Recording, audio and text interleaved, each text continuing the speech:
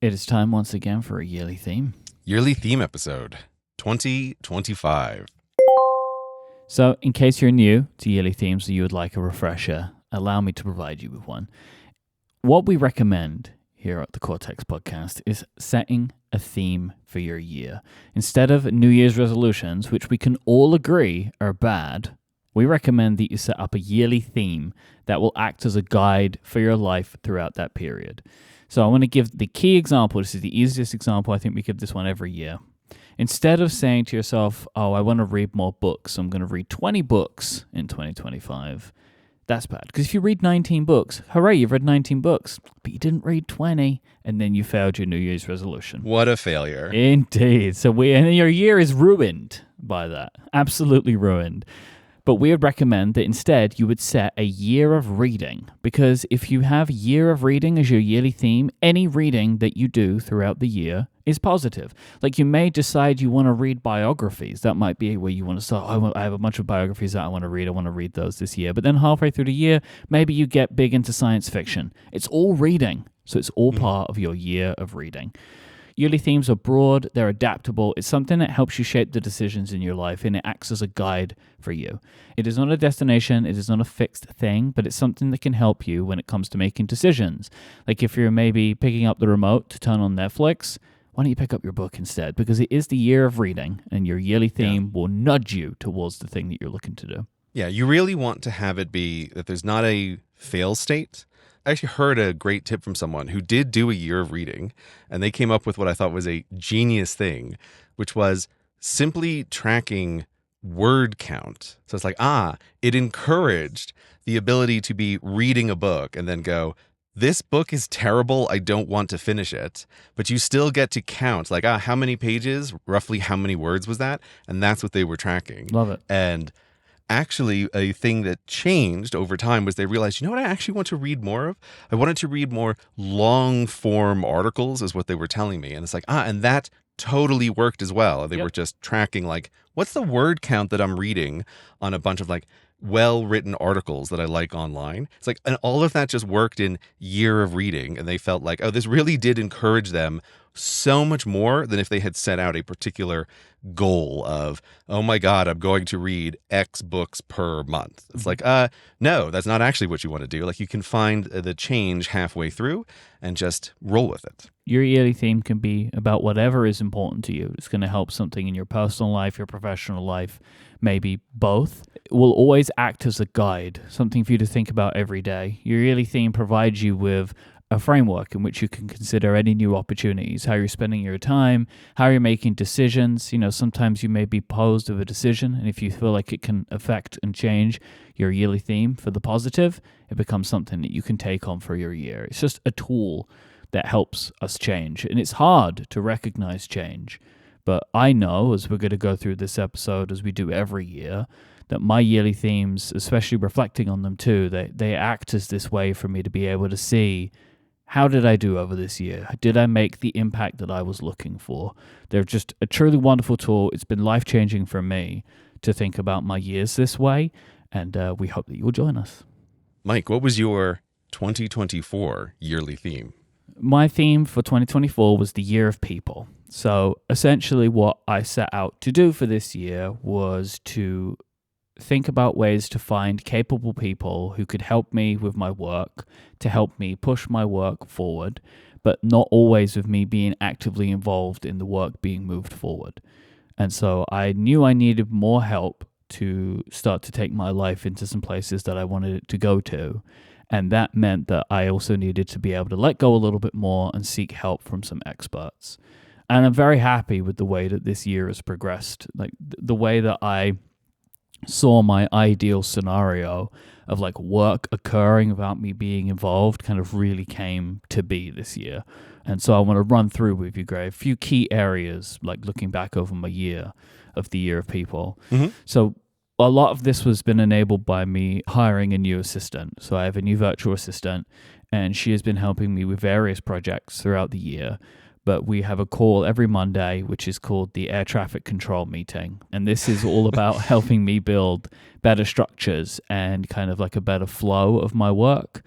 just on a fundamental level, it's been really helpful to have someone who I talk through my work with, who's just there to listen, ask questions, and see if things could be done better, and to maybe challenge me a little bit if I seem to be doing something that is not a priority, or I'm doing something that really I should do later or I should have done sooner. Like, it's good to have someone take that external view of my work and kind of be a positive critic of it.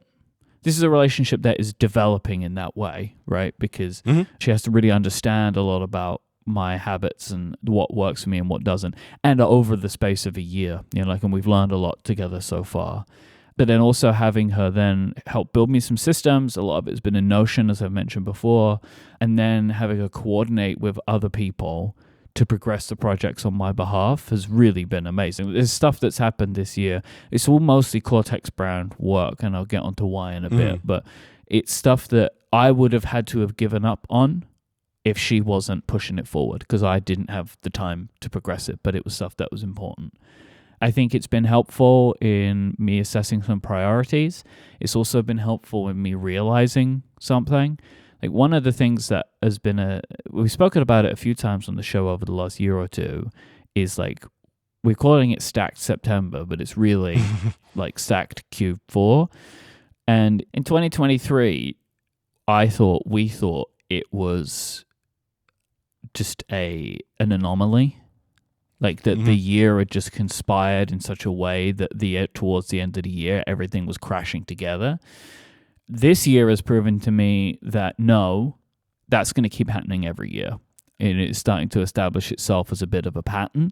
And this is a combo of things, right? So it comes from my podcasts, right? So this show, right? Our 2 biggest episodes of the year happen in Q4, and they take a lot of work to really do them the way that we want to do them. And it's also some of my other shows. We have like special episodes around the holidays. There's also just like a lot of life stuff that's going on around this period of time. But then also running a product business. I think we thought we could maybe be some kind of unicorn business that didn't have to worry about Q4 as being so important. But yeah, Q4 is super important. And so this year has kind of helped me highlight that, and I've been looking at that, and I know that's going to be a focus for the next forever years, basically, of doing a better job of planning that. But that has really taken me having this like bird's eye view of my projects to realize how these strands were coming together that led to this being a very, very, very busy time again at the end of the year. You feel like you have a better understanding of it because of the air traffic control meeting? Is that is that what you're saying? Okay. I could see it happening again. Right. Okay. Right? Yeah. As things were starting to unfold, I could see it. And then now that I have like the groundwork of this system, it's how I know it can be better next time. Because like, for example, we now have tasks for like, it's kind of coming around to like April, May, and it's like, all right, what's happening at Christmas? And like really making that like a priority then, rather than in July or August as it has been before. Because really, it's just one of these things. If we just gave ourselves 1 month more, like as a runway for taking it serious, then the situation right now would feel a lot easier, I think. The vast majority of the year of people has been related to Cortex brand, because it is the growing part of my businesses. Like, Relay is 10 years old this year, which is, being an incredible thing of its own. And I have definitely taken the time this year to think about the people that have gotten me to this point, like from the people that I work with to the people that listen to my shows. But Relay is established. There are a bunch of people who know their roles, and we've been doing it for 10 years. So at this point, it is a somewhat stable business from an organizational perspective.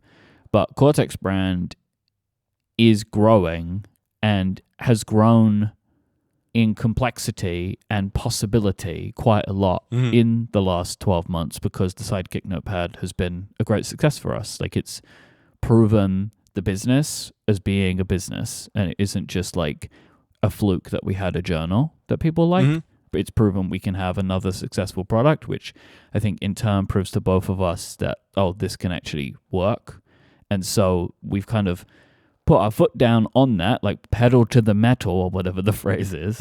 And that takes a lot of effort. And so it has required for us, and me especially, to work with more people to try and take it where we want it to go. Yeah, it's interesting. I think I hadn't actually quite realize like what is the big thing that the Sidekick Notepad did is it proved like, we've done this twice, so it wasn't just a fluke. The second time was even more successful than the first. And it's like, yes, that has directly fed into a whole bunch of growing Cortex in lots of ways. Mm-hmm. It's like, yeah, it's like we've talked about it, but I think that just really clarifies the thing of, what has happened? Why does Cortex need more people? Why is Myke having the year of people? Is because what are we aiming to do? We're now aiming to have something that is much more like a repeatable process because we have repeated it once. And that's just so structurally different from the very first time of doing these kinds of things. Yeah, so like one of the things that I really wanted to do this year was improve the imagery that we use on product pages and on our social media and really kind of try and like get a feel. And I started working with a selection of content creators, like a lot of people that I found through the keyboard community because they know how to take photos of things on desks. I'm only laughing because it's like that sentence makes it sound like how hard can it be to take a photograph of a thing on a desk? So hard. It sounds so easy until the moment you try it. Like I've had like post-traumatic stress disorder from just some of the very short shots that I did for myself for the journal of like, and I have all this equipment. It's like, oh my God, just like getting a video shot of this journal to look good is impossible. So that's why it's like, yeah, you need people who this is the thing that they're doing because it is surprisingly, deceptively hard to take a good looking photo of a thing on a desk. Yeah, and through this process, we found a small team that we're now working with to kind of really revamp the imagery. And it's been really great because this has been, for me, an example of finding really talented people who, and this is one of the things that I like about collaborating with people in general, is sometimes you know what you want, you just don't know how to communicate it. Mm-hmm. You have like a feeling for how you want a creative project to come to life, but trying to get from step A to step F is very complicated. Like, you know where you are now, you know what the end result is, but like, how do you get through the many decisions that you have to get through? And I found this to be really great because I feel like I found people who truly understand how I see our products and then are helping us communicate that visually. Because we sell things that are tactile and it's hard to get that across in visual. But I think that they're doing a very good job of helping us bring that to life. And it's definitely taking us to a place that me and you could not get to on our own, right? Like as described, like we've both tried and we've both done an okay job, but it's not good enough. It's not good enough to really sell what we're doing. Very much like this will do kind of stuff, which is really not what we're trying to portray of like good enough. Yeah. The escalation was, I need something that can work right now. And then you made the pass at like you were going to do it and you made it look much better, but there's still that next level of like, does this look truly professional? And it's like, that's what you need a professional for is the progress of like, I tried it. It's like, I cannot possibly do this. You tried it. You're like, better, but still not what we're looking for. So yeah, it's like more people just have to come in to be part of this. And then it's like the communication and the sharing of it, right? Like content has to be written. We have an email newsletter now, which unbelievably we did not have until this year. We're like taking social media more seriously rather than me just remembering to post something every now and again. Like, and that takes people, that takes management, that takes planning, that takes copywriting, that takes testing, that takes sending. And that I am involved, but I am not responsible for these things, which is the way that it has to be. Because there's zero way that I would be able to do this alongside Relay. That is two, probably more than full-time jobs together if I was trying to do all of these things. And so being able to get a team, I think it was like, nobody is full-time on Cortex Brand, but I think now there are about 8 people that work on Cortex Brand. And last year it was like 2.5. So like we're really trying, you know, but like this is what it is taking. And it has been, for me, so rewarding and interesting and thought-provoking to work with all of these people, right? So there's me and you, But then there's also these other people who are like outside and they ask questions of us, right? And then we have to try and explain to them. And it helps me rethink stuff and reshape things. There are days now where I'm having meetings with like 3 or 4 people, multiple meetings, like 3 or 4 meetings with different people who are all really engaged and active in trying to push it all forward. But the thing that has been the most amazing is it's happened. There are meetings and working sessions that are occurring that I am not involved in. Like they're just happening. We have 2 people working together on a project that we care about, and neither me or you are involved in the work that is being done, and it's just happening. Honestly, like this is what I wanted. I didn't know that I could get to this point this year. Because that felt like so much effort in trying to bring together the people that I felt would work together. And I'm so pleased that we've been able to do it. And then I've been able to set these people up, give them what they need, and kind of just trust them to go out there and do it. And it's hard, right? It's letting a little bit go. I mean, I had this last year, which kind of bled into Year People, like letting go of the edit of this show. You know, it's been an incredible like benefit from my life. And it was the same as all of the other like editing projects that I've given away over years is you are letting go a piece of your creativity, but you're letting it go to people that you trust, and they can go away and do something with it and get it to a point that you couldn't get to, or get it to a point that is just what you're happy with, but then you were able to put your time somewhere else and not be actively involved in it. So like this is one of these things where, you know, I worked for a big company and I knew what this stuff was like, and I used to sit in meetings with 12 people and everyone go away, do their thing, come back.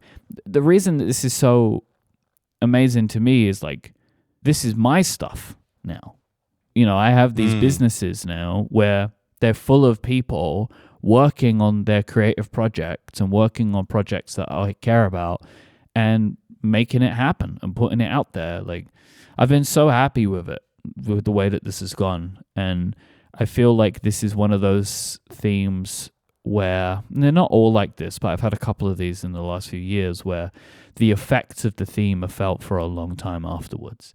Like, I don't need to have the same like focus next year on like thinking about people, because the people are already there now.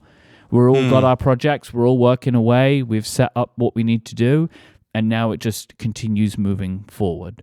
And yeah, one of the things that I was pleased about that came in unexpectedly through the year, but again, it ended up being something that I could think about because of my theme, was the way in which I allow people to contact me, right? So bringing in all these people, one of the downsides of it is there's now a lot of people who need a lot of things from me. I think this ended up coming out as a frustration in the year of like, I was kind of fed up with my email and the notifications that I was getting, and you pushed me to really rethink a lot of that. And that has been like a great thing of like, okay, I'm bringing more people in, more people need things from me, I've got to work with more people. How can I be the most effective for them and for me? And a lot of that is in setting up boundaries, guidelines for how communication is done. And that has been like a great thing for me to consider as the year has gone on. And I've been really happy with where I am with that now. It's funny you got there because my brain was reaching for the same word of like boundary issue as we spoke about it at the time. It's a big identity issue, was like recognizing a change in role and a change in like how you need to work. And I think that that kind of stuff can just get quite sticky in your brain. And then it does action out as a kind of boundary issue of like, when am I going to be available? When am I not going to be available? I think it's a genuinely big deal that you were able to do that and that it worked so well for you. I think it's because you were truly open to like doing this and reassessing and recognizing like where you are. I'm feeling so happy for you in this moment because I didn't realize until just now that there's a way in which this could have gone in the reverse, because by bringing on more people, you could have started to tell yourself a story that this is the year of people. I need to be accessible to these people. I'm hiring them. Like, and the moment that they haven't gotten a reply from me, we're just like burning time where they're not doing something. Like, there is a very valid story you could have told to keep yourself in the same role that you were in 10 years ago, in a way, or like not the same role, but the same actions. And it's like, that's not really what you needed. So I feel like doubly pleased that Yeah. you were able to do this, because I didn't even realize there was a real danger here that I wasn't picking up on. So I didn't really think of it either. But then when I did start considering these changes, it also, the other part of it is, I don't want to model upon the people that we're working with that they should be available to me 24/7. right. Mm-hmm. Right? Like, this is a consideration that now we're working with more people. I want them to see that I am not always around in the same way that I don't expect them to always be around also.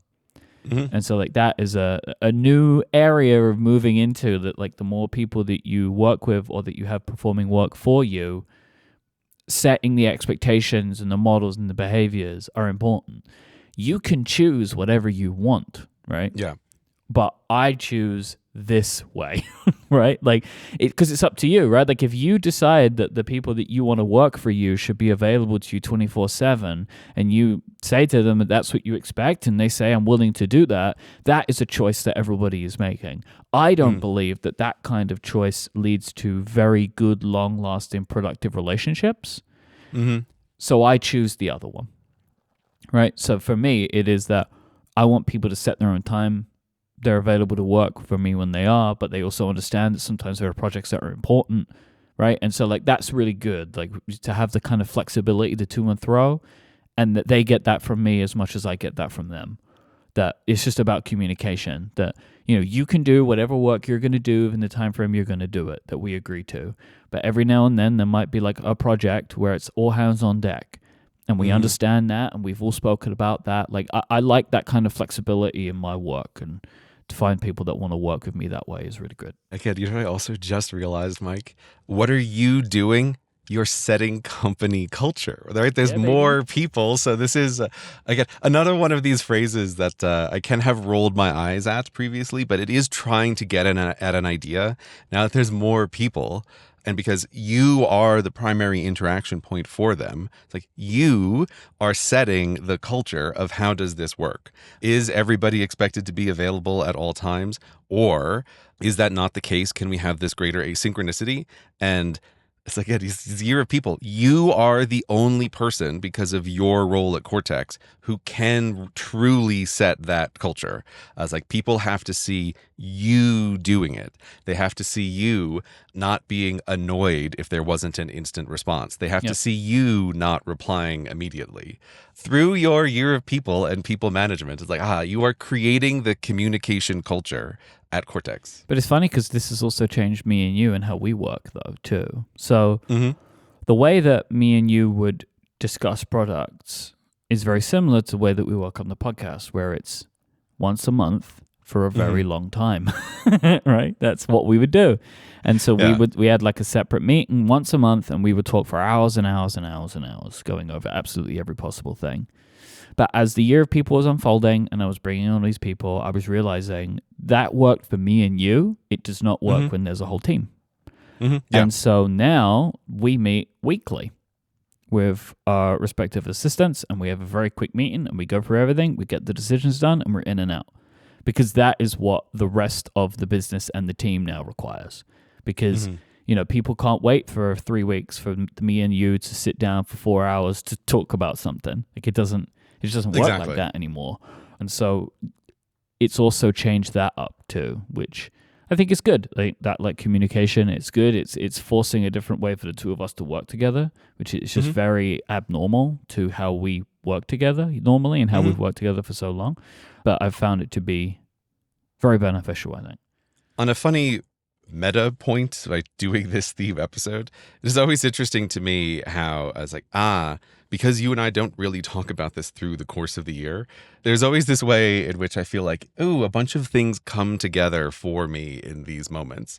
And this is another one of these things of like, your correct desire to increase like the communication frequency that we have about Cortex brand, it's like that is being driven by the fact that there are all of these other people as well. Again, obvious in retrospect, but because we sort of stay away from these topics in some way, it's like this is where it just like really becomes clear. It's like, yes.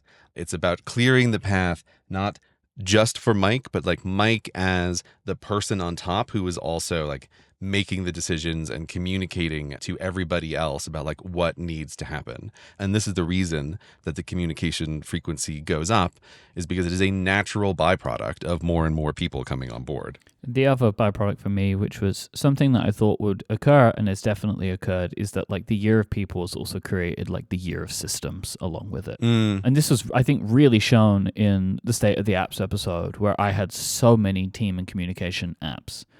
Because if you're going to be working with people and sharing documents and sharing work together, it requires a way of working which has to be different, right? Like the way in which there are meetings that weren't happening before, that people are sharing documents back and forth, that there is planning, there are deliverables, there are agreed upon things, there are invoices flying around. Like it requires more administration, but that is part of running a distributed team like this.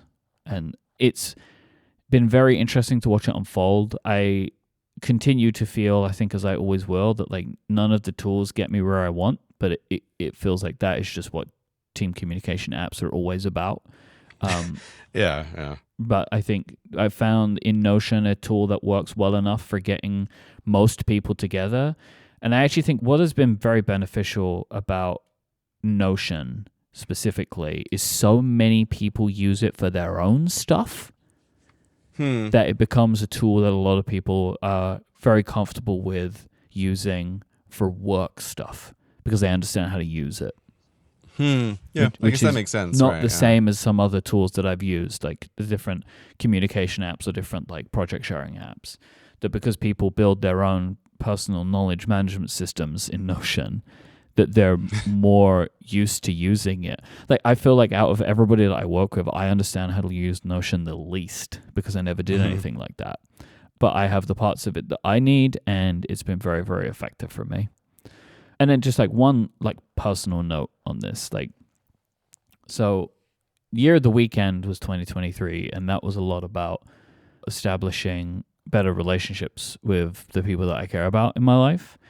And I've kind of brought that forward to the year of people. And I feel like with some of the additional structure that this year has provided me, I feel like I've been able to be a lot more emotionally available to people that need me in my life. And it's been challenging at times to get all of my priorities in order.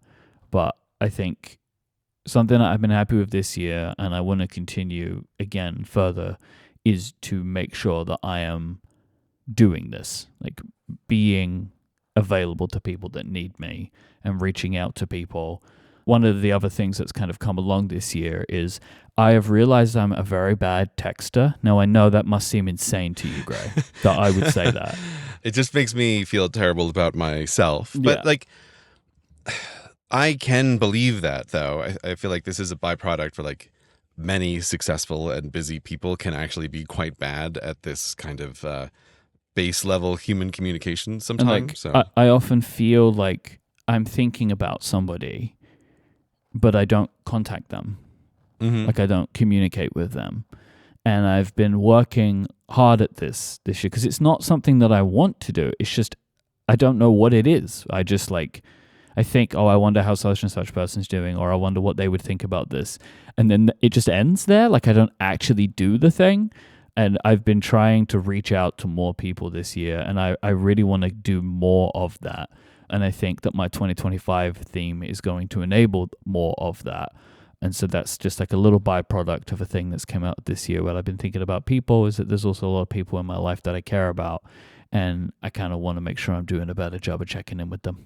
So that's the year of people. I mean, it sounds like it went really well. Hey, look, themes can't fail, but this one succeeded, you know? Like, okay, there's the thing. I always talk about like, the themes can't fail. This is one of my favorite things about this. But there is a little bit of like, but I feel like it's slightly different for us doing the podcast because we're talking about this, But we also have to kind of like, we're meta thinking about it in the context of the audience and like what seems to work and what doesn't. So I do think we kind of have to focus a little bit more on the like success or failure Sure. part than a person actually doing this would. However, I do also say that we get the benefit of actually doing a real deep reflection. Yes, that is true. But I think it's why, like, when I'm listening to you, all I'm hearing is like, this seems like it was just a real success. And that last point of it that you just made, like on the personal side about being more emotionally available to people, that feels to me again like just the kind of thing that I really love that can come out of these themes. Is like, was that an explicit goal? No, but it's a thing that developed through all of these interactions and like just causing your brain to think about like, what am I doing in these different interactions? So I could not be happier for the way that this has sounded like it went for you. This episode of Cortex is brought to you by Fitbod.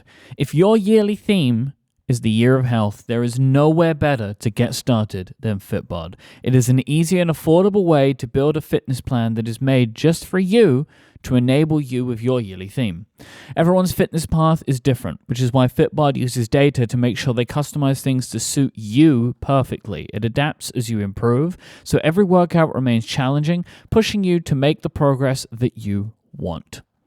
You'll see better results when a workout program is tailored to suit you perfectly. Your body, your experience, your environment, your goals, the equipment that you have with you. Fitbod stores all of this in your Fitbod gym profile and then tracks your muscle recovery as you're doing your workouts. This means that you'll avoid burnout and keep up your momentum. Fitbod builds your best possible workouts by combining exercise science and machine learning and AI. They've analyzed billions of data points that have been fine-tuned by certified personal trainers to make sure that you're doing things perfectly. You're also going to know that you're learning new movements the right way thanks to their more than 1,000 demonstration videos. Your muscles improve when they work together with your entire muscular system, so overworking some muscles while underworking others will negatively impact your results. This is why Fitbod tracks your muscle fatigue and recovery. This designs a well-balanced workout routine for you, but also mixes things up so you're not going to get bored. The app is super easy to use. They have progress tracking charts, weekly reports, and sharing cards, so you can reflect on how you're doing, keep track of your achievements, and share them with your friends and family. It also integrates with your smartwatch, whether you have an Apple Watch or a Wear OS smartwatch, and other apps too, like Apple Health and Fitbit. Personalized training of this quality can be expensive. Fitbod is just $12.99 a month or $79.99 a year, but you can get 25% off your membership by signing up at fitbod.me/cortex. I'll say if you sign up for that yearly plan with the 25% off, you're not only getting a great deal, it's an additional commitment to your year of health. So go now and get your customized fitness plan at fitbod.me/cortex. That is fitbod.me/cortex for 25% off your membership. Our thanks to Fitbod for their support of this show and Relay. So Gray, what was your 2024 theme? So my 2024 theme was Year of Small Improvements. It's a funny thing. Often I feel like I'm the weird one with the names of the themes. Yeah, you are, yeah. You don't need to feel like that. How dare you, Mike?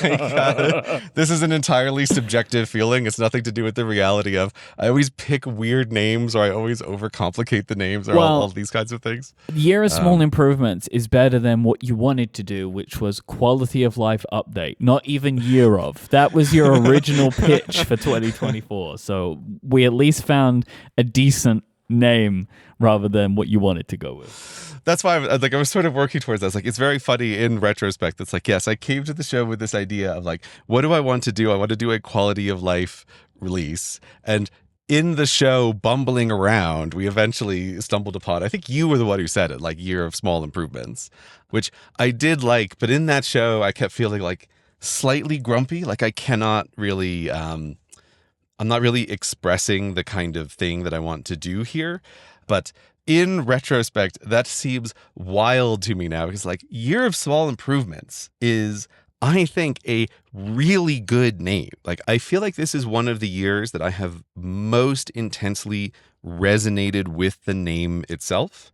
And it's quite interesting. Like there's a thing that I'm really tuned into when I'm talking to people, especially people who are more on like the periphery of my social groups, like people I know but don't necessarily know well. What phrases do people react to? Or what sequence of words are kind of like getting a response out of someone where you can see someone's like interestingly intrigued? And I think Year of Small Improvements has got to be one of the ones that I feel like most intrigued other people. Like I felt like almost everyone I mentioned to it like resonated with that quite strongly. And so I wanted to mention that now because at the end of this section, it's like, there's something I want to say about the Year of Small Improvements as a theme if people are considering it. But I just noticed that and it's like, I loved this name. I felt like, this actually really did get right at the core of what was I thinking about last year and what was I trying to do. And fundamentally, the position that I was in was I was feeling like, just like, Cortex brand had been growing. Like there's a bunch of stuff going on in like business life and personal life. And I felt like, I've built up kind of like what people sometimes call like technical debt. It's like, you're just trying to solve a problem in code right now. And but it's like, is this the perfect way to do this? No, you're just kind of getting a thing done right now. It's like, is this thing set up the most optimal way? No, but you just need to get it done right now. And I felt a little bit like, I had kind of recognized that I had built up a lot of this like technical debt in life. None of it's a big deal, but in the aggregate, it all matters. And it was our episode that we did about state of the hardware that really got it in my brain of realizing like, going through when we were thinking about all of this stuff in our lives. And it just really had me recognize like, I have not done a true and deep physical and mental sweep of my environment in a long time. And no surprise, as a result, there's a lot of small frustrations and frictions in like the physical and virtual worlds that's like, it's just annoying. Like it had gotten to a point where it's like, I need to look at this in aggregate. And boy, I feel like this has just been one of the most successful and impactful themes that I have done in a really long time. And I kind of like that it has had that impact when it is also the theme that was targeting the smallest thing. So my idea was with a lot of this is like, what is the plan? The plan about like Year of Small Improvements is it's not even necessarily about adding things into life. It should be the opposite. It should be about simplifying. It should be about making things smoother. That's why I was trying to go with like the quality of life release idea. Like you're not adding major features. You're just trying to make everything a little bit nicer. So I've come to think when we talk about themes, this one that I have done, what I'm going to do next year, is I've been trying to kind of think about how there's kind of like 5 broad families of themes that you could maybe fit everything else into. And I didn't realize it at the time, but Year of Small Improvements was a variation on what I think is one of the best themes, which is Year of Intentionality. So many people pick that one, being like intentional, like focusing on something, being present. Like that is like a very popular theme for people. Yeah. And I think there's a good reason for that. Like we get a lot of positive feedback when people do that one. And so it's like, I kind of backdoored myself into a intentionality family theme with Year of Small Improvements. That's what it was. And I just didn't know. And so I felt like I had an entire year. What I was doing is like, kind of viewing myself from the third perspective a little bit and be like, notice what you're doing. Look at the thing and like reevaluate each part of it every time. And this goes from like business processes. It's like, we're having a meeting about like what's going on with the business. It's like, okay, how did this meeting get set up? Was it smooth? Could it have been done better? Is there like a better order that we could have arranged things? To even just like, the thing that I really started with was a lot of like stuff in the house. Like just notice the high contact items that you're interacting with. That's a kind of small improvement. Is this door handle that you work on every day slightly sticky? Why don't you just fix that right now? And that's what I felt like I just kept doing. These light bulbs. Do you actually like the way they look in this bathroom? Notice that it can catch your attention. Like look at the light bulbs and then reevaluate. If you were starting from fresh, is this what you would want to do? And so that's how I found myself really just like moving through the world. And it's just been fantastic. And so like one particular area, which I mentioned at the time, was like, this is a thing that I want to do. And as a perfect example of like, how does stuff build up slightly slowly, was just looking at my wardrobe and realizing, of course, like over the years, you just naturally build up a bunch of one-off items. And so then you have like a closet and it's got a bunch of shirts in it. And it's like, do you like all of these shirts? Do you like all of these items? Is this what you would do if you were starting a closet over? Like, probably not. You could probably rethink this. And so backing up, what's the thing that I'm aware of for like the person hearing this? None of the individual frictions or like minor frustrations in life, or like the squeaky door handle, does it matter? No, it doesn't. But in aggregate, they do. And there's the flip side of this of like, do I like my socks? It doesn't really matter, but in the aggregate, it does. And this is the experience that I keep having with like various areas of like things that I have noticed and paid attention to over the course of the year. It's like, you make some small improvements here, you make a small improvement there, and at some point it kind of flips, it crosses a line where now like, the aggregate of all of these changes has really made a difference. And like, in my wardrobe, that is one of the areas where it's like, I can feel this so strongly. Getting rid of some one-off shirts that I don't like and that I'm not going to wear again, trying to simplify down the actual items. Does any of these steps, do they actually matter? No. But in the aggregate, it's like they create something that just feels different. And so that is like the experience that I've been having in like so many physical and virtual areas, is like, think this over from the start. Again, as example with the clothing, one of the things I was thinking of is I should just have all of my clothing optimized to be good clothing that I could take while traveling. Why am I going to have different kinds of clothes of like, these are the clothes that I normally wear, and these are the clothes that I will pack for trips? I was like, because maybe if I just think about it, I can find clothes that fits both of these purposes. And then I've simplified something down. Like in the future, I have removed a kind of like, where's the other thing that I use less option? It's like, no, just try to make it simple, try to make it work better. And again, does that matter? No. But in the aggregate, it does. For me anyway, I feel like it makes a huge difference to get those kinds of things running very smooth. So I mentioned the clothing one because I think it's an easy one to think about. At the start of the year, when I was thinking about like, we're going to talk about this at the end of the year, I had this idea where I was like, I have a cute idea for what I'm going to do for a year of small improvements. This is crazy now, I'm going to make a list of each small improvement I've done over the course of the year. And I thought that could be like a funny update at the end. I realized after like 3 days, it's like, no, I am aborting this project, because it's like the whole point of it is it should be an extremely large number of small changes. And it was just going to be like this endless list of like things nobody cares about, but just stuff I noticed and changed. When you started talking about it, I was like, I hope he has a list. But then in hearing you mention it now, I realized that actually goes against the theme, because like one of the things that is really interesting about this theme is that we all have these projects in our lives, usually around our homes, where it's like, I gotta do the thing, right? Mm-hmm. Like, I got to do the thing. And we don't do them because we don't want to do the thing, because the thing is boring, annoying, it gets in the way of us doing other stuff. But with the year of small improvements, you get the extra credit of doing the thing for your theme, right? So you're like, look at me. I'm such a good theme boy. I'm doing the light switch, right?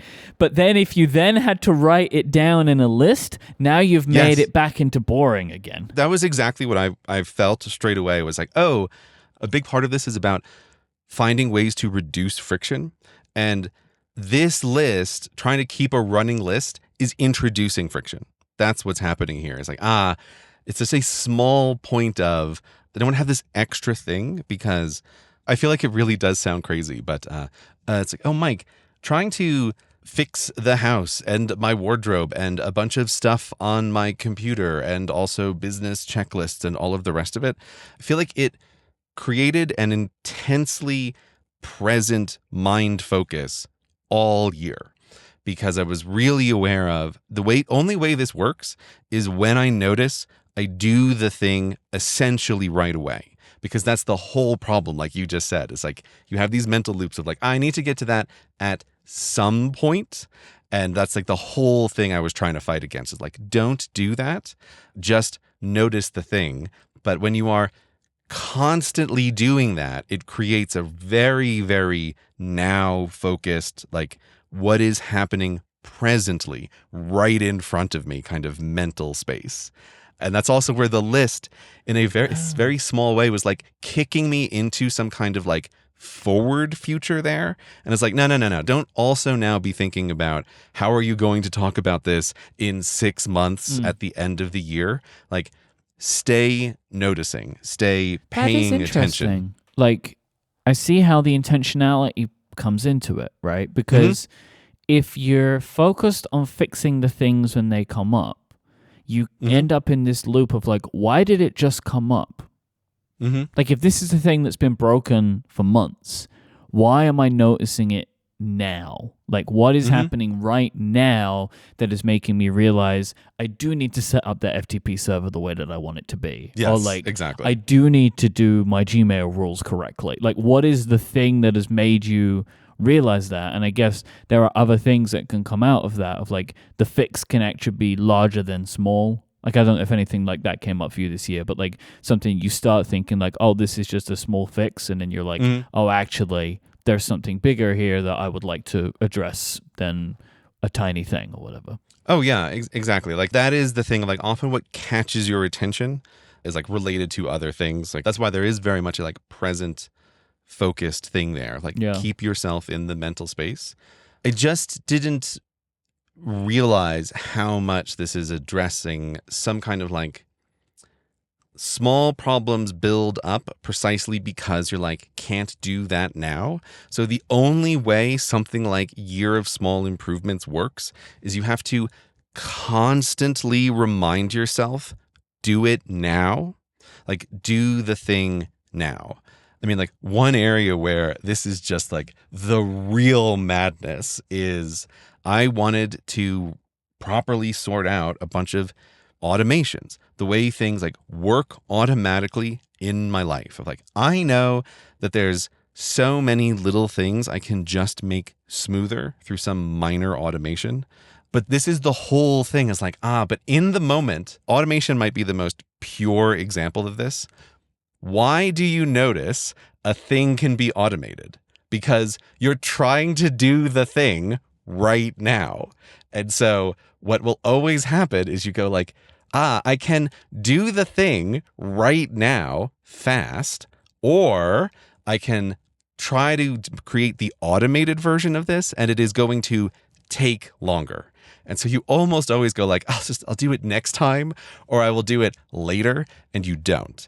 And so that was another area of like, I was quite aware of like noticing myself, using my devices, how am I doing things, and just being deeply aware of the way that like this can be automated so you don't have to do that. And if this automation is ever going to exist, you have to do it now.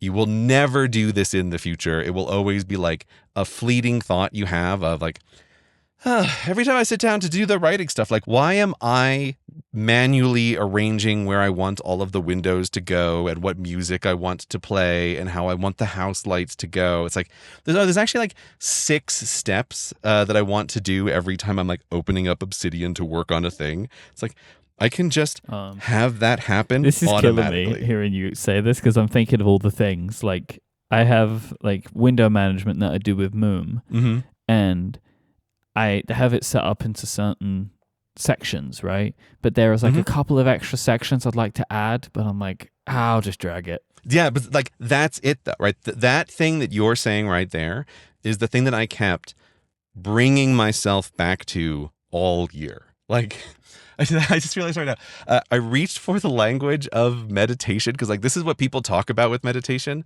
which again, I tried, like, didn't really work for me.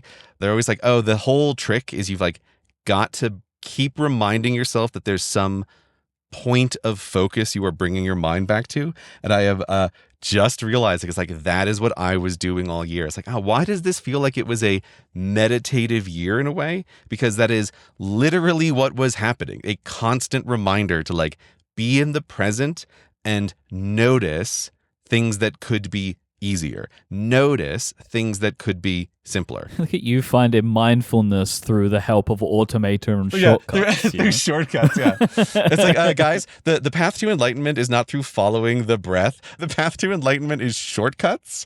But yeah, so this is another one of these, like, oh, I will not possibly go into, like, the absolute boringness in some ways of, like, what are these automations, because they're all so very specific.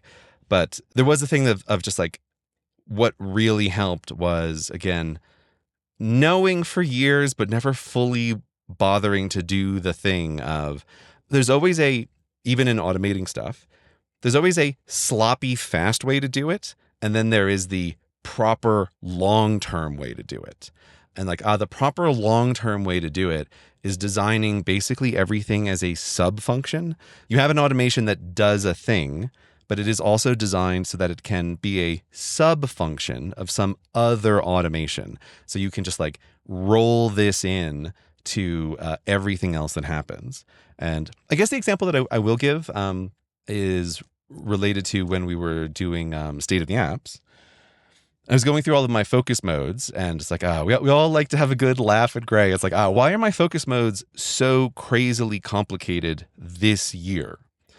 The reason is because of this automation focus and because of designing a bunch of different things as sub-functions of each other, it ended up being much, much easier to very quickly use the focus modes as a tool for, like, how to set up things. And so it's like, I designed what should my phone look like now? Shortcut. What should my Mac look like now? Keyboard Maestro shortcut, basically the same idea.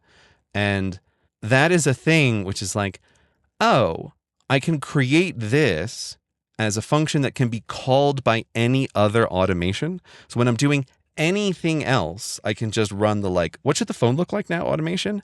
And that one will automatically change every single possible setting that I do want to be different in a particular mode right then. So you're not doing the, like, fast and sloppy thing of, like, I'm doing an automation. I want something to happen now. It's like, oh, and what else do I want to have happen? I know what I want to have happen. I want the computer to be in light mode at this moment, not dark mode. That's what I want. And so you, like, manually put that in. It's like, no.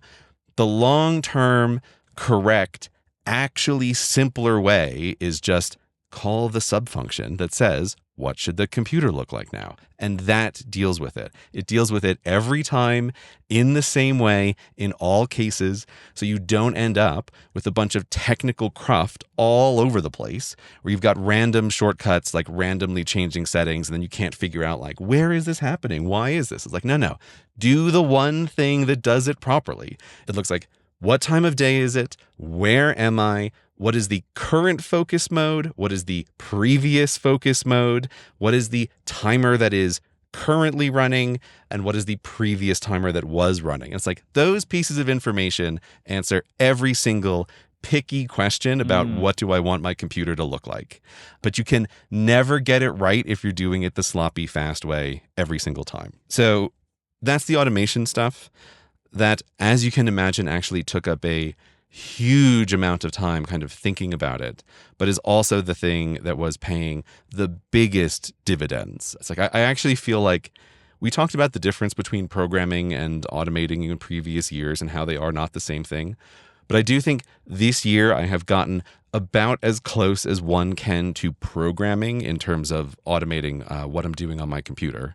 And the dividends to me are just, like, off the charts. It's just, like, absolutely pleasing to, like, get up in the morning, press like a single I'm up button, and like 20 things happen from like what's the temperature of the room supposed to be like, what timer is currently running, what are all the lights, what does the phone look like, is the car getting ready to go somewhere because it knows like what day it is and where I'm going to go, the directions are automatically there, the thing starts getting the temperature right. It's like all of that happens, and I just press a like I'm awake thing that calls a bunch of subfunctions that can figure all the rest of that out. It's like fantastic, just from like a quality of life, friction reducing perspective. So yeah, there's a bunch of other like minor stuff. It's like I've done just major cleanup of a bunch of, again, like the digital areas of my life, doing the thing of like reevaluating the businesses. Like none of those are particularly remarkable. I think the other area of thinking about small improvements and how can I change things was also just around my health and exercise and diet and all the rest of this. And I was kind of applying the same sort of thinking of like, what can be simpler? What can be easier? What reduces the number of decisions in terms of food and fitness? And as a result, this year I lost 50 pounds. And in preparation for this episode, I went through like my health data. And as long as I have worn the watch, I have never been as physically fit as I am right now. And it's like, I was actually kind of shocked to see that. I thought like, oh, surely I was like better off like when I first bought the watch. It's like, oh, no. I've like gone better than the point that I was like years ago when that watch like first showed up. And there was no point in the middle where it's like all of the metrics are in as good of a spot as they currently are. And I feel like more than anything else, I'm very aware when like the listeners hear these sorts of things, there's a question of like, what is this like action out to?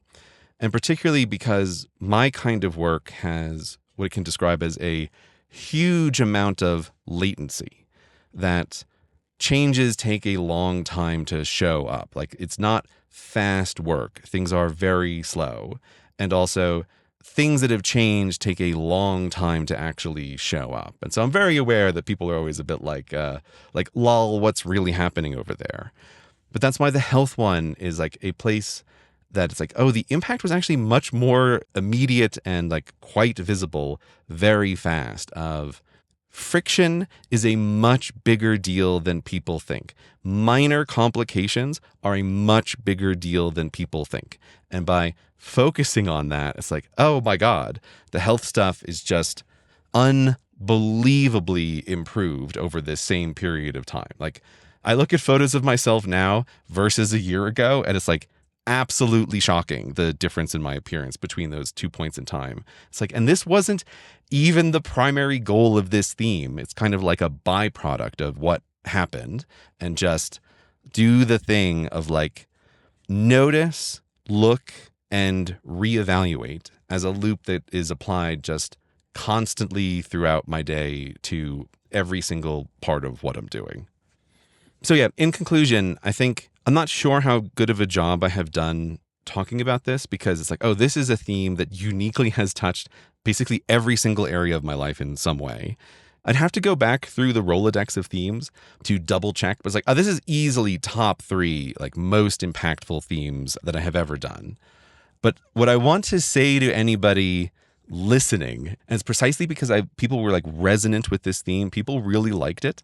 I feel like I just want to say, though, that I think in our pantheon of themes, this is not a beginner theme. I think this is not a thing that is good to do as your very first one, because I think if you are doing it right, it will be surprisingly all-encompassing. And also, it is a theme that ends up needing like a lot of space in your life. And I think if I didn't happen to have like a bunch of time as a result of like the travel where I was out in the West for forever, like a bunch of other reasons, like I don't think that I would have been able to do this properly, like without a lot of space in my life to do this like evaluation, to be able to take the time to like do that quality of life release of like get things in order. And I will also say, I guess, again, there's like a comparison to meditation here, which I think I've heard like beginners talk about, like, oh, it can be quite tiring. I do feel like while this theme has been amazing, it has also been in many ways quite tiring to be in this little like constantly evaluate loop, because just making decisions all the time or like rethinking things from the start is quite a lot, just like mentally to be doing and to constantly bring yourself back to. Mm-hmm. So that's why I've been thinking about this for like the last month of like, ooh, I'm probably going to be selling this theme quite hard in a way of like, this is easily one of the best and like one of my most favorite themes. Just absolutely love it. How on earth did I not like the name at the beginning? I don't even know. That seems ridiculous now. But also feeling like with that hard sell, I feel like it's not a beginner theme. If you were thinking about this, like, it probably shouldn't be the first time you try to do this. And also, I think you should just be kind of cognizant of the sort of year you expect to be coming up. Like, don't do this in the middle of like what you know will be some frantic time. I think it could just go like really badly if you tried to do this in a year that you knew was like a crunch year for some reason. That's like a thing that I just feel quite strongly is like, I just don't think that would work. I think that is oppositional to being able to do this well. It's almost like if you had a theme that was something like a year of serenity, but you absolutely for sure knew that like, my next 12 months are going to be a complete disaster, right? It's like that's just a terrible mismatch. That wouldn't make right? sense. Yeah. That's what I'm feeling is like just the thing that I just wanted to like, kind of like signpost with this as a theme. It's like the year of travel, but the government took away my passport. You wouldn't do perfect. that. Yeah. What I would say for this though, right, is to bring it back to your beginning, which is if you've listened to this and you're like, this sounds really great, then what you probably should do is a year of intentionality, which you can bring some of these elements into. And I was just doing something real quick, and it's reminded me of a thing. I have a friend for the show, Ian, who was thinking about his yearly theme with his partner, which I thought was great. And he was telling me that he was using ChatGPT to help him workshop his theme. This is a new thing that I will actually recommend to people that they could do for this year, which I would not have recommended in previous years. Of like, if you need somebody to help you come up with a yearly theme, you can talk to the LLMs. They have language. Like, this is what they do. And what I like about these tools is that you can have a to and throw with them a little bit. So I want to just give you very quickly, if you would like to think you would like a year of intentionality, here are some things that Claude recommends that could be as part of a year of intentionality. It could help you break free from mindless habits and routines, deepen your relationships by being more present, reduce stress by saying no to non-essential commitments. Like, you don't have to, if you're being intentional, it's not going to bother you if you say no. You can improve focus by eliminating some distractions. And then I would add on to that of like, you can do some of these little things like Gray is doing of like, here's the thing that is frustrating to you and you want to fix it. And you can better manage your energy and avoid burnout with this. So I think that these tools can be good of like, hey, I'm feeling like this, I'm feeling like that. Help me come up with a yearly theme. It could come up with some stuff for you. Because these LLMs have ingested the entire internet, they actually have a pretty good grasp of yearly themes.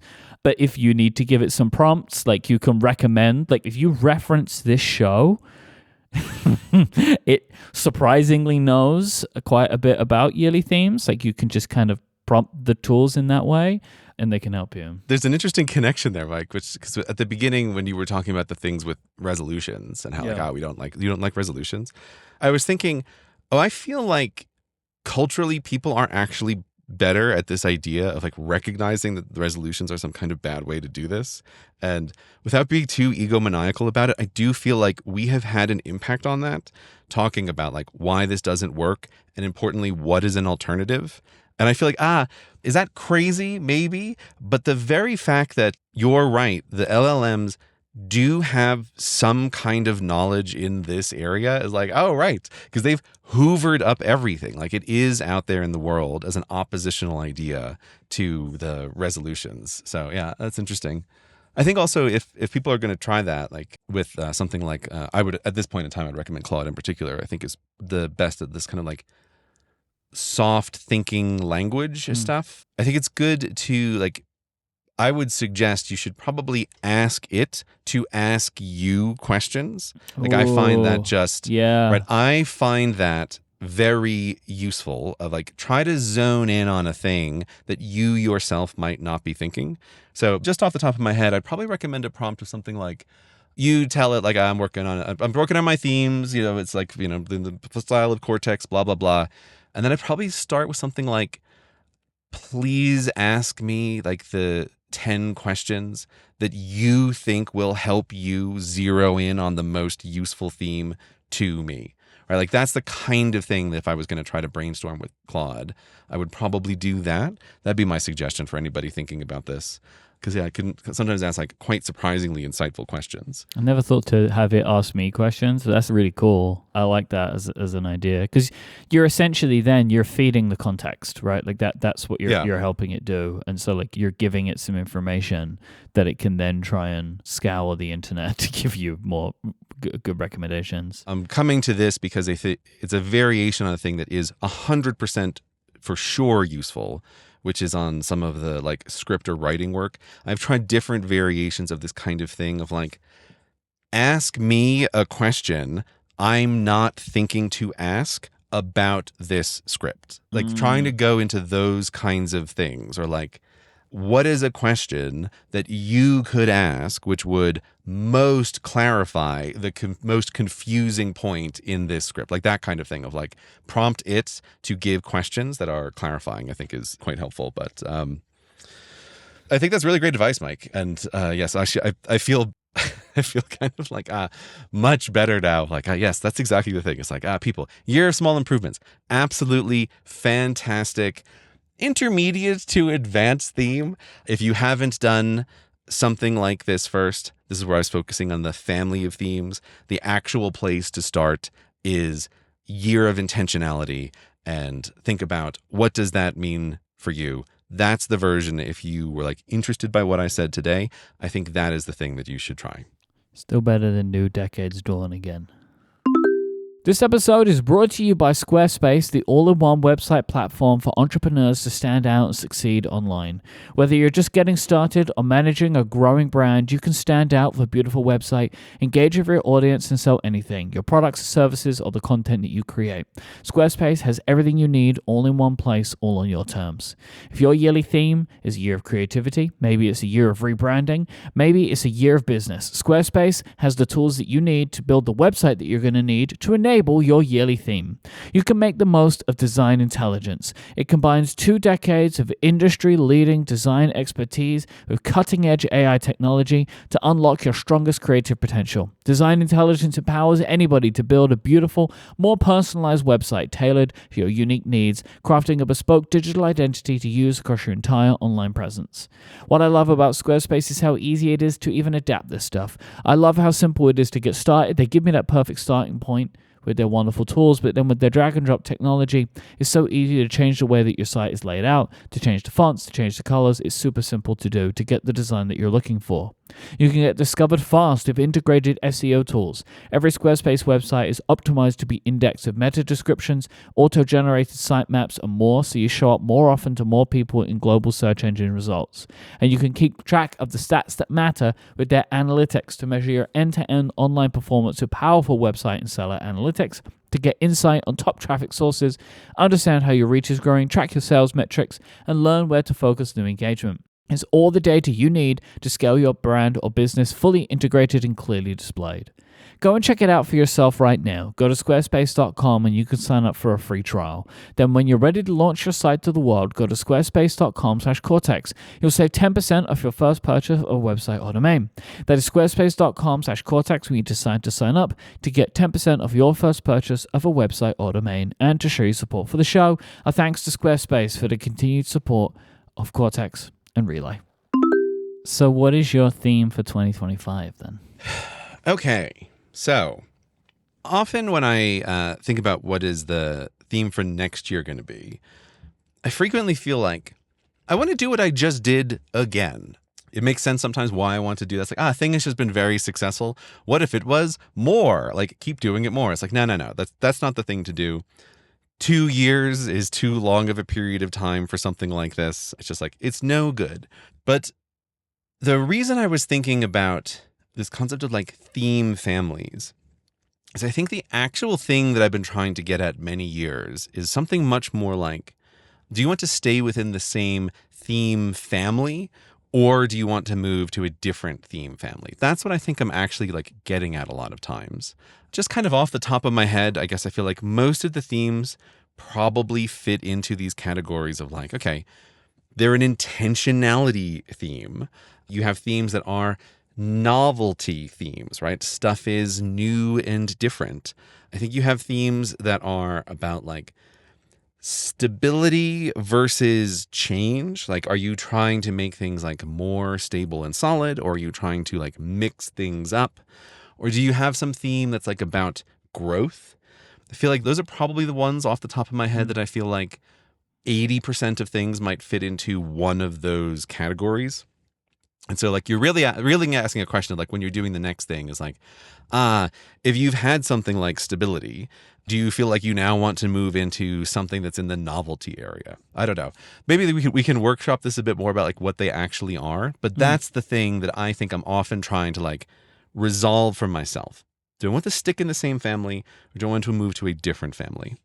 And this year, once I thought of that, it's incredibly clear to me that like, I want to stick in the same family of theme. I want to stick with something that is intentional. And as is often the case, I feel like I'm going along through the year. And it's like, what is the theme? I don't know. And then it just like, it arrives. And you go, yeah, I don't choose the theme chooses me.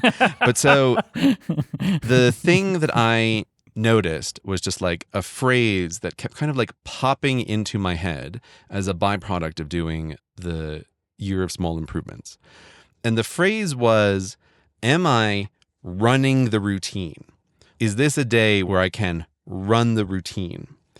And so what I mean by that is, as the year went on, there's obviously less things that I'm still changing, or like things that I'm making small improvements to, because I have changed a bunch of things already. There's only so many things you can change. There's only so many automations that are actually worth doing. And so there started to become a kind of transition, particularly like in the last maybe 2.5 months or so, of noticing something like, I feel like I'm slightly in a different mode today, which is something like run the routine. Actually, I'm suddenly self-conscious because I'm realizing it's like, I guess the actual theme name is like Year of the Routine, but in my head it's like I just always have to be weird with the theme names and make it difficult. But it's like the actual thing that I'm resonating with really hard is like run the routine. Well, I mean, it could just be the year of running routine. Or running routines. Oh, just a year of routine. That works. Yeah, year of routine is the thing. Also, that how quickly did that become one of those words where saying it didn't feel right anymore? You know, you say a word enough and it loses it. Yeah. Routine goes real quick. I just realized that. Wow, I only said it like 3 times, and I felt like I was saying a French word I've never said before. Yeah, I wonder, there's got to be some rule, right? Like the semantic satiation is inversely proportional to word frequency, has to be the thing. Like routine's just not a word you would very often say back to back a bunch. So it's got to satiate way faster. That's what it's got to be. But yeah, so that's what I was thinking about. And it also felt like, after this whole year about like simplifying and streamlining, I think I was partly resonating with this very hard because what I actually wanted was a simple and small theme. I did not want to have another new decade's dawn of the new year. I didn't want to do these things. And that's why I felt like, this thing kind of came to me of what am I naturally trying to do? I'm naturally trying to do something that is in the same family. And I feel like Year of Small Improvements naturally leads into this. Just as with like, with the health stuff, if you are making small improvements, it has to cash out into change. And so that's what I felt was kind of like happening a little bit with Year of Small Improvements. It's like, where is this all cashing out? It's cashing out in a higher number of days where I feel like I am running a smooth routine. This is a thing that exists because I have made a bunch of small changes. That is the intended consequence of making all of these little changes, but I just wasn't thinking about it at the start. It's also one of these things like I specifically didn't want to go back and look. I know that I tried something like this in a previous year, I had a similar, like, I want to just like run a routine kind of theme. Didn't have those words. I do have this memory, like that was one of the ones that when we talk about like what is success and what is failure, I feel like that is probably one of my like failed hardest ones. I feel like I had a very disruptive year. I don't remember the details, and I was like, I don't really care anyway. It's very like future focused. Mm-hmm. But I think my feeling is like, I tried to do that out of the blue, and this is actually the kind of like set up to the next thing. It feels like this is the you very should be natural able to one do too. routine more easily now if you've taken a lot of minor frustrations and speed bumps out of your way. Yes, exactly. Like that's the thing that should be happening. And it's the thing that I noticed was like actually starting to happen. But so what I wanted to do is like, what I want to do, like, what does this phrase mean to me? It's like, it does mean two things. It means a kind of narrowing of like year of small improvements. This is not what I'm doing anymore. But that mindset is being somewhat redirected towards like, what is the better day? This is where I keep finding myself like really circling these thoughts of what is the ideal sort of day that I want to have, like back to back, like right from the start, right to the end. And very critically, not like an aspirational, I put this on the calendar, I can't wait to do 8 hours of writing today, kind of like unrealistic expectations things. Like, no. The real deal of like, look, notice, observe, like reevaluate all these things, like pay attention to the real details of like what works and what doesn't. And I feel like I have the initial framework of this in place already, but this is the thing that I want to really dial in on as like the thing that I am redirecting attentionality to this year. So that's the high level part of what this is. And then just on a lower level of like, what do I expect that kind of means is, okay, I feel like with year of small improvements, I really rediscovered the love of a slightly absurdly long checklist of like, here are the items that you're doing in exactly this order in the day. It's like, that is the kind of thing that most people look at as being like quite ridiculous, but is a thing that to me is obviously so helpful to like work out the exact order that you're doing things. And that was one of these things like, I didn't even realize I had kind of lost that at some point. I wasn't really doing that as aggressively as I was before. And so that's part of like, this is what the intentionality is focusing in on. It's like, I'm running the routine, I'm doing the thing, but I'm also noticing it's like, is there a different sequencing of these events, right? Does it make sense if this goes before this? And the other thing that I just want to say here that like I am very aware of, and I want to make clear for listeners again, if they're like thinking about something like this, is the key thing about this stuff is the reality of it. Like it sounds so inflexible, but the important thing to me is like run the routine means like the routine has to be adaptable to whatever else is going on. And there's a big difference between like, this is the minimum viable amount of stuff that you do on even the most disruptive days. Like making those decisions in ahead of time, that makes a really big difference. Thinking about like, even what is the routine on an off day? There is some ideal number of things you should be doing even on a day that you're relaxing.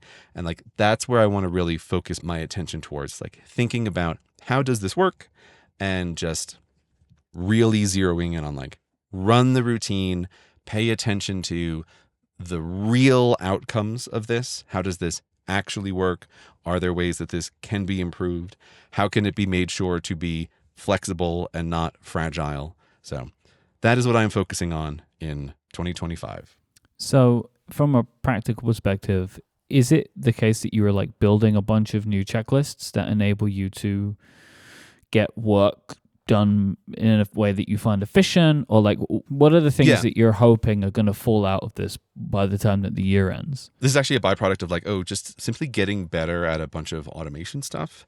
Is the things that I have already started to work at is, okay, so like high level, what am I trying to achieve with tools like OmniFocus and tools like my calendar, which I've also done a bunch of like, make these more visible.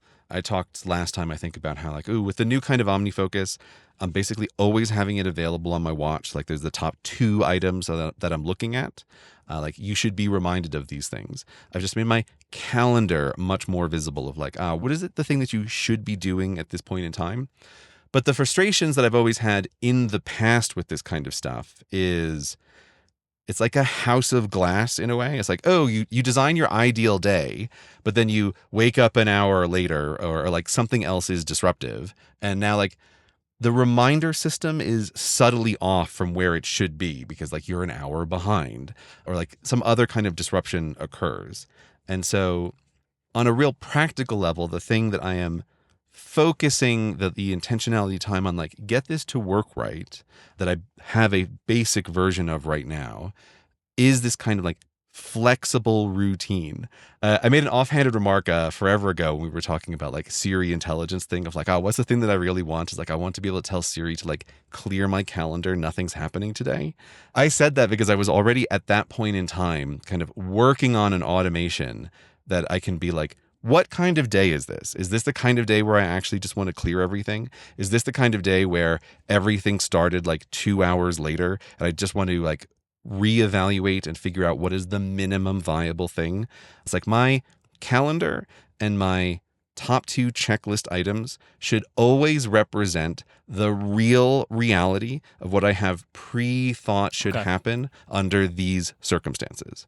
And I think that is functionally impossible to do with extant tools because you don't have the ability to say, like, automatically push all of this stuff. Oh, actually, I need to compress like work and exercise time into a smaller thing now because I have been delayed or whatever. So it turns out, again, it's like it's mindfulness in the same way. The thing that should happen is I'm like trying to lock in a loop of at every transition moment, it's like I should be looking at the calendar or list, and that calendar or list should accurately represent what a past version of me has pre-decided is the optimal thing to do under these circumstances. And that includes the considerations like you are sick and cannot work right now, or like other sorts of things. It's not the like feel bad because you're not doing what you had as the ideal day. Make sure this really cashes out because there is an answer to something like, oh, you're having an off day. What is the correct sequence of things you should do in an off day? And those sequence of things can be like, what steps are you taking to recover? And so that's how I'm focusing on this, is I feel like this is the missing part that I've just honed in on. So when most people talk about the routines, they're intrinsically talking about a kind of ideal day. When most tools are trying to assist you in getting things done, they are implicitly setting up an expectation of the most perfect thing. But I think there is a way to do this, which is more accurate toward reality, more accurate towards what is the like possibility of options of what is occurring in a particular day. And so on the details level, that's what I'm focusing on. It's like, that is what I am doing. It's like, notice, is there a mismatch between what you feel like you should be doing and what the checklist is saying? Notice, it's like, oh, yesterday's routine, like I ran the routine, but I just don't feel like it went well. Why? Like, what could be different about the sequence of steps? What was different about the starting state? Pay attention to like all of these little parts in a very intentional way. And that should cash out in like achieving the things that you want to do, in the same way that like all the small improvements really cashed out quite directly into huge health improvements and other improvements in just like reducing the friction of my life. So that's the details. And the high level is just like this concept of like, I should be running the routine. It should be going smoothly. Notice when it doesn't. And there isn't any kind of like blame or feeling bad about yourself for not doing the optimal thing. It's about onboarding. What does that mean? What is the optimal thing to do in a suboptimal state? But I've had more than enough of me in a row here, Myke. I want to know, what are you doing in 2025? Anything new on the horizon? What's happening? What's going on? What's your theme? Oh boy. So, oh man, I have waited for this for a long time. This theme I've set months ago. I've known what my theme was going to be. Mm-hmm. I live my life online and have done so for like 15 years. And I share a lot. It's kind of what I've always done. But I've had a huge secret that I've kept from the world. Mm-hmm. And it's the biggest secret I've probably ever kept from listeners to any of my shows. I am so excited to share that I'm going to be a dad. Congratulations, Myke. Thank you. It's a big moment. It is the biggest, most life-changing moment a human can have. Oh, man. You can take your time on this because it is a big deal. Yeah. I will also just say at this moment, it's like, many times I don't know what is coming up on Mike's yearly theme. For the record, I did know that Myke was having a baby.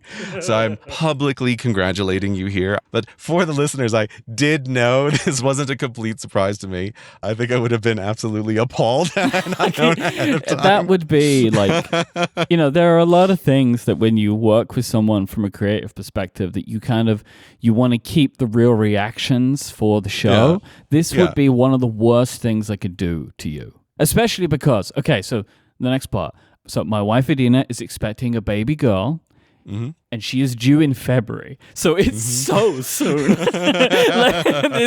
This is the other part of this. Like, this has been a really long journey for us for many years, full of lots of downs. So this was something that when we were getting around to telling the world, like, this is the first place in which I am speaking about it, I wanted to feel as confident as someone can feel. And everything has been great.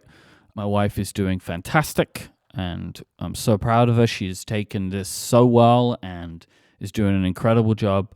Yeah, so it's super soon. This has been so hard to keep to myself. I even, now feel weird talking about it because it's like I have spent so much mental energy to not slip up for the last 7 months, right? To not share this information. So it's a weird thing for me to even talk about. But yes. Yeah, it's very counter to you, but I feel like you did need to do that. Like, that was an important thing to do. But that's also why it's like, this is a big release to be able to just say this publicly, to have the announcement, to be able to accept congratulations from the world about becoming a father. Again, I'll just say it again, it's such a big deal. I'm so happy for you. It's been a long road to get here. That makes it even so much more of a big deal now that it's really happening. So, because surprising no one, my 2025 yearly theme is the Year of Fatherhood. That is the theme name. That's really beautiful. Some themes skew more personal. Some themes skew more work. This is the most personal any theme could be for me, in the sense of every decision in 2025 goes through how will this affect my ability to be a dad. Right. I mean, and this is, for me, not just new stuff. This is all stuff. So this year was originally called the Year of Priorities. This was when we were still hoping that this would happen for 2025, before we were lucky enough for it to happen for 2024, because I was really still hoping that this would be a thing for us. And priorities is kind of the biggest function in the Year of Fatherhood. So I expect that my becoming a dad will be all-encompassing for probably the rest of my life, but especially for 2025. And so I know I'm going to need to spend a lot more time mentally assessing what has to be done, what is the most important thing, who does this, as just a general rule for a lot of things that are going to be coming my way next year, especially new stuff, but even the older stuff. Because for 2025, being a dad is the absolute most important thing to me above everything else. And if I want to start this new chapter of my life correctly, I think that has to be the thing. Now, the next year could throw any amount of challenges at me. What this doesn't mean is that I'm not going to work in 2025 because I want to be a dad. It might mean the challenge requires more work because it's important for my function as a provider for my child, right? So like, it doesn't mean like all of my time is going to be focused on the baby, even though that is what I want it to be. It is just that like, what is the best decision I can make in any moment to best do for my family? Mm-hmm. But this impacts like everything I do in my work. How much time am I spending on my work? Where am I working? When am I working? All of this stuff is going to become the priorities, but also like, I don't really know how much time it takes to be a dad, Mm-hmm. right? I expect a lot of it. I expect sometimes more than I think and sometimes less than I think. I don't really know. So like, I also feel like, again, unlike a lot of yearly themes, this one is so unknown for me because I have no experience with it. None.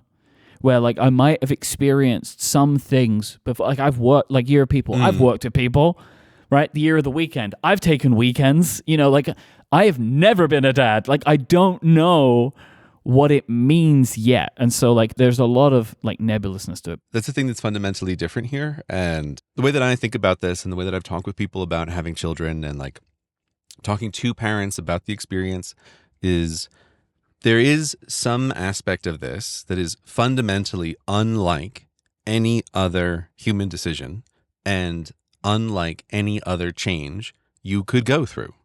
You can pick any of the biggest other things. It's like, what's probably the next biggest one is getting married. But even that is like, I've had a girlfriend before, right? Like you have some mental framework for what this is. And I think to a greater or lesser effect, everyone who becomes a parent goes through a kind of phoenix-like moment where it's like, some part of the old you is like burned away. Then there's a new part of you that takes its place. And that is just a shift that happens. But it's also why it makes it very hard to forward project about what is this going to be like? What is this going to be like in terms of the practicalness of your life? But also, what is this going to be like as the literal experience of you? It's the most uncertain thing to try to think about how it's going to be. You mentioned a word there that is in my mind a lot, which is uncertain. Mm-hmm. Looking ahead at the next year, like one of the things that I am feeling more than I have ever felt is uncertainty and the effect of that uncertainty. Like this time of year is always a strange time of year, especially a content creator who sells advertising, like as advertising focused businesses. Like you don't really know what your next year is going to look like, and you don't know until you're pretty much into the next year. Mm-hmm. But I know it's getting harder. That is a function that has occurred for like 2 or 3 years now. Every year it's getting a little bit harder. And the feeling of uncertainty right now is much stronger in me because of the effect of failure, honestly, right? Like that feeling to me right now is much, much stronger than it has been before because the ramifications for failure are bigger now. Yeah, you've increased the downside of failure massively. That's what it is. Yeah, it's like every business and every life is a narrow walk across a vast canyon, but you have made the canyon much vaster. Yeah. That's what has happened. Like the way I've kind of been talking about it, of like, me and Adina have made these choices together about the life that I live and, the way that our money is made as a family, and kind of like we take the good and we take the risk and we take the bad, right? Like that's the thing that we decided together. My child has no say in this, right? So like things going wrong in our family as a source of if something goes wrong in my business, she had no say in that. So like that is like a thing that is really weighing on me a lot. Mm-hmm. So I am going to try my best next year to find stability in my work and in my income where I can. Like this is something that I don't have a full plan for, and I've been trying to think of things to make it better, but this is very difficult. I mean, one of these things is developing Cortex brand more for the future. The further we go down this, the better it can be as a business to help kind of like level out any bad times in advertising and stuff like that, right? Like it becomes kind of like a part of my overall puzzle. But the other thing is like I want to focus more on membership next year. The direct support that I get from the listeners of my shows, of this one and of the other shows that I do that have a good direct support model, that is very reliable. Like people become members and they stay members for a long time. Or if people leave, we get new people to come in. And that reliability is more reliable than the advertising market, which has various fluctuations just in the market. Each year there is fluctuations, so like there are micro and macro fluctuations. So that is something that I want to put focus on, but this is also heightened by the fact that I want to take paternity leave and I'm going to take paternity leave. So I will be away from my businesses and won't be able to focus on them in the same way. So that is like here is just a set of things that I'm feeling. I don't have any beginnings of solutions for them really, but they're just things that I've identified what I consider to be a concern, like a threat, and I can see the two areas in which I could make an impact, but I don't, as of yet, really know what the solutions are for them. And or if they'll even need to be solutions. But I have other areas that I'm considering and I'm thinking about. I wonder what my schedule is like for a family. Yeah. Where is it good and where is it bad? Like, for example, I work late a number of evenings. Is that bad?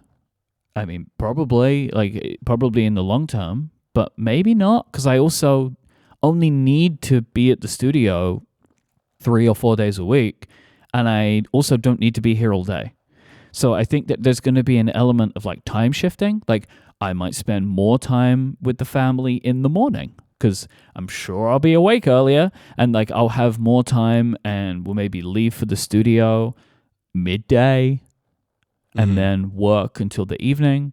There's a lot of things that I'm wondering about how I move stuff around and maybe condense things more than I've done before. So like sometimes I will come to the studio, I'll be here at like 10 and I will leave at like 7. But there might be like an hour or two in the middle where I'm like hanging out or I'm playing a game or something because I've done my morning work and I still have my evening show to record, but there's just time in the middle of the day where I can imagine that it might turn into a scenario where that kind of middle time doesn't exist anymore. It's done before and that's my home time. And I get to the studio, say at 2:00 in the afternoon, and I do all my work and I record my show and leave. That like my time here may become more condensed and purpose driven for at least for show stuff because they are very structured, very understandable and kind of reliable in like the way that my work days fit. I don't really know yet, but I know that that is something that I want to focus on and kind of like there being an intentionality to that, honestly. Like, yeah, if I'm at home, I'm at home. If I'm at work, I'm at work. And kind of like making sure that there is a very good divide between these things so that when I am in these two locations, I am doing the best things that I should be doing when I'm in these locations, right? So not working at home and not kind of like not working at work. The difference from a normal year of priorities is, again, like a normal one, you're just sorting for yourself. But this is like, I was thinking, it's just simply good because it's the biggest change in priorities that can possibly happen.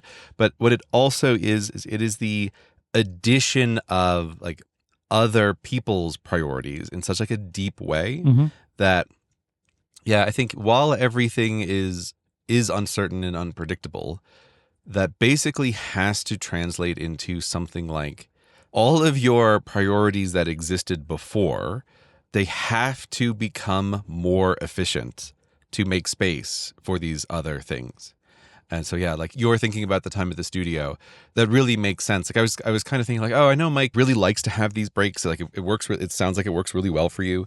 But this is one of these cases of like, yes, but I think he's right. That is going to almost certainly have to change because you need to make the per hour time at studio more efficient in order to be able to do all of these other things. Like what will be the bigger priority? Playing 30 minutes of the new Call of Duty campaign or spending time with my child, right? Like, and who knows? Different times of the year, depending on the day, there may be a question there, right? Like, yes. Of course, Mike, each additional hour of anything has a decreasing marginal utility. Like, that is just the case. You're not going to spend all of your time with your child. Nobody does that. It wouldn't even make sense to do. But the flip side of that is like, the first quality hour with your child is like probably insanely valuable on any given day. And that's a thing that's like, you just have to think about that in a way of like, how does this fit into your life? The boundaries thing that I was talking about from Year of People, that is part of this, like setting these boundaries. Part of the reason that I set the boundaries that I wanted to set was because of this. So I knew this was happening then. And so, kind of laying the groundwork for, I may be less available. What is the right way to deal with that? Like, that's part of it. And then the second part of this was one of the reasons I wanted to bring in my assistant was for stuff like this, is trying to get someone to a place who can maybe answer questions for me to others because she understands what's going on. Oh, this is why I got the small iPhone. I need to use my phone in one hand. Oh. I wasn't putting those puzzle pieces together. Yeah. Oh, of course. All right, that makes sense. I've been keeping this in my head for ages of like, I've got to remember to mention this. Yeah, this is why I got the small iPhone this year, because it's harder to use the big iPhone with one hand, and I'll be using my iPhone with one hand. That's really funny. I was thinking before, like, what an end of an era of Myke going to the small phone. This really retroactively put some additional context on like, it sure is the end of an era. Yep. Myke can't count on using his phone with two hands anymore. I love it. That's great. Like, I have a lot of little bits to this too, right? Like the Year of People and putting people around me to help me take an extended parental leave. One of the things I've been thinking about, and I might do this, or we can maybe talk about this, I'll get back to this at another point. My assistant said to me, when you're on parental leave, you could just give me access to your email and I could just read it for you. And like, my initial feeling to that was, oh God, no, someone reading my email? And then like, the more I thought about it, was like, there is absolutely nothing wrong with somebody reading my email. Myke, 100% you should do that. Yeah. That's a no-brainer. Yeah, you should do that. It was just one of these things where like, she said it to me and I couldn't believe that somebody suggested it. But then by like 2 minutes later, I was like, no, this is like a really good idea. So like, this is something I'm thinking about. So stuff like that. But yeah, there's a lot of other little bits, right? Health and fitness. You kidding me? I mean, I got to live forever now. Yeah. So that has become like a thing that I'm thinking a lot more about. Finances in general, like, I got to be more responsible. Like, it's kind of like responsibility is part of it too. And health, fitness, finance is like responsibility, because I am responsible for another person, like in a way that I have never been responsible before, especially at the beginning, she won't be able to do nothing. She can't do nothing. And so I have this responsibility to her. And so I'm starting to think about different areas of my life differently. Like, in a way that, I've lots of friends who have kids, and they would make decisions, and I would kind of be like, why are you making that decision that way? And now I'm starting to realize, like, oh, they were being responsible parents.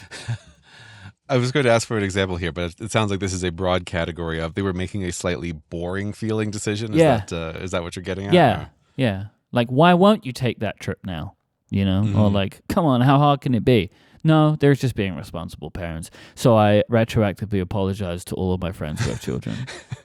This is, without a doubt, the most North Star theme that I've had. Yes. This is how I've often explained what a yearly theme is. It's like, it's just this thing, and you're just always moving towards it. It's up in the sky. It is your destination. It's how you find where you got to go. You're never going to get to it, but it guides you.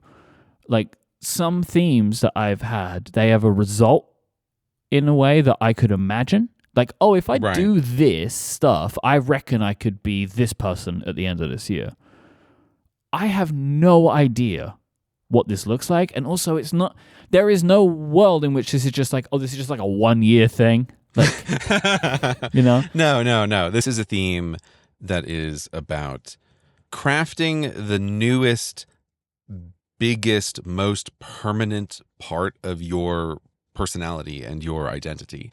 It's not a one and done theme by any measure. It's the first exploration of what does this mean for you? How do you change? What are you changing in your life? But it's different from other things because it is a new identity that will just be unchanged. And I'm excited for that. Like, maybe this is terrible, but like as a content creator, I'm also excited about all of the ways in which I'm going to have a new perspective on things. And that there will be an element of our audience that I will be able to relate to differently, and they will relate to me differently. The way that I think about the work that I do is going to change, and I'm intrigued to see how all of those things kind of shake out as well. Like, I do not know what 2025 is going to look like. All I know is that fatherhood is the guiding principle upon which all decisions and considerations have to be made. So I can't wait. Oh God, I'm so excited. Like I'm sure I know I'm going to get into this in more places and in more ways over the next few months or whatever, but I am not scared about being a dad. Like, I have no apprehension for it at all. I'm incredibly excited. I wished I didn't even have to wait. Like I've been ready for this for months. I want it to be now. I'm happy to get the last few months of my marriage the way that it is right now. Like, I'm happy to be living in that before it changes forever, but we are so ready to be parents, and I'm so excited, and I'm so pleased that I get to share this with everybody. Yeah, I can't wait. Listener, I think this year, more than maybe any other year, you could feel how big and impactful themes are. Myke and I have done this together for so long, and I continue to be surprised and delighted at how much this can really improve our lives, how much it can be used as a tool to like focus your thoughts in a long way over a long time.